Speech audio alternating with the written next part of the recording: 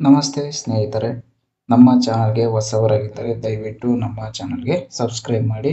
ಈ ವಿಡಿಯೋದಲ್ಲಿ ನಾವು 9ನೇ ತರಗತಿ ವಿಜ್ಞಾನ 2ನೇ ರೂಪಣಾತ್ಮಕ ಪರೀಕ್ಷೆಯ ಮಾದರಿ ಪ್ರಶ್ನೆ ಪತ್ರಿಕೆಯನ್ನು ಇಲ್ಲಿ ನೋಡೋಣ.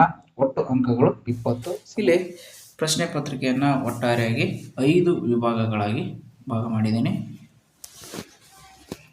ಮೊದಲ ಪ್ರಶ್ನೆ, ಮೊದಲ ಮೇನಲ್ಲಿ ಕೆಳಗಿನ ಪ್ರಶ್ನೆಗಳಿಗೆ ಸರಿಯಾದ ಉತ್ತರವನ್ನು ಆಯ್ದು ಬರೆಯಿರಿ. ಇಲ್ಲಿ MCQ ಅಲ್ಲಿ 3 MCQ ಅಲ್ಲಿ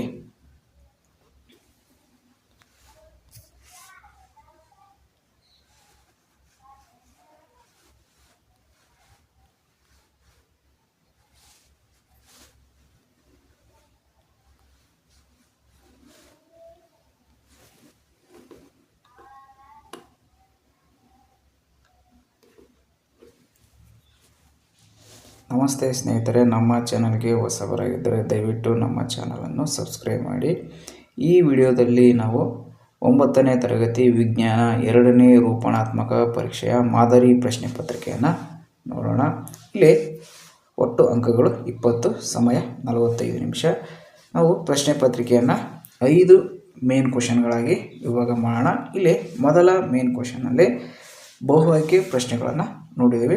ಇಲ್ಲಿ 4 ಪ್ರಶ್ನೆಗಳು, ಒಂದೊಂದು ಪ್ರಶ್ನೆಗೆ ಒಂದೊಂದು ಅಂಕ, 4 ಅಂಕಗಳು. ಮೊದಲ ಪ್ರಶ್ನೆ, ನ್ಯೂಟನ್ ಚಲನೆಯ 2ನೇ ನಿಯಮದ ಗಣಿತೀಯ ಸೂತ್ರ.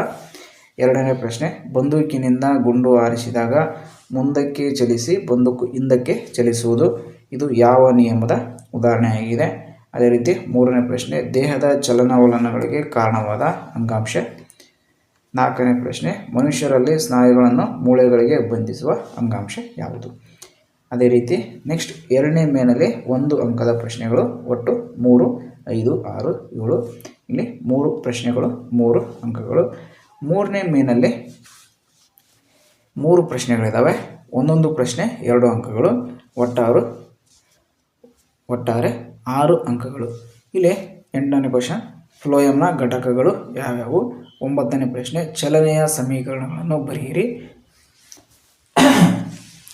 10ನೇ ಪ್ರಶ್ನೆ, ನರಕೋಶದ ಚಿತ್ರ ಬರೆದು ಭಾಗಗಳನ್ನು ಗುರುತಿಸಿ. ಇನ್ನು 4ನೇ ಮೇನಲ್ಲಿ 1 ಪ್ರಶ್ನೆ ಇದೆ, ಒಂದು ಪ್ರಶ್ನೆಗೆ 3 ಅಂಕ, ಒಟ್ಟಾರೆ 3 ಅಂಕಗಳು. ಪ್ರಶ್ನೆ 11, ಕೆಳಗಿನ ವೇಗ ಕಾಲ ನಕ್ಷೆಗಳಲ್ಲಿ ಏಕರೂಪವಲ್ಲದ ಮತ್ತು ಸ್ಥಿರ ವೇಗೋತ್ಕರ್ಷದ ನಕ್ಷೆಗಳನ್ನು ಗುರುತಿಸಿ. ಇದರಲ್ಲಿ ಯಾವುದು ಏಕರೂಪವಲ್ಲದ ಮತ್ತು ಸ್ಥಿರ ವೇಗೋತ್ಕರ್ಷದ ನಕ್ಷೆಗಳನ್ನು ಗುರುತಿಸಬೇಕು. ಅದೇ ರೀತಿ ನೆಕ್ಸ್ಟ್ 5ನೇ ಮೇನಲ್ಲಿ ಪ್ರಶ್ನೆ 1 ಇದೆ.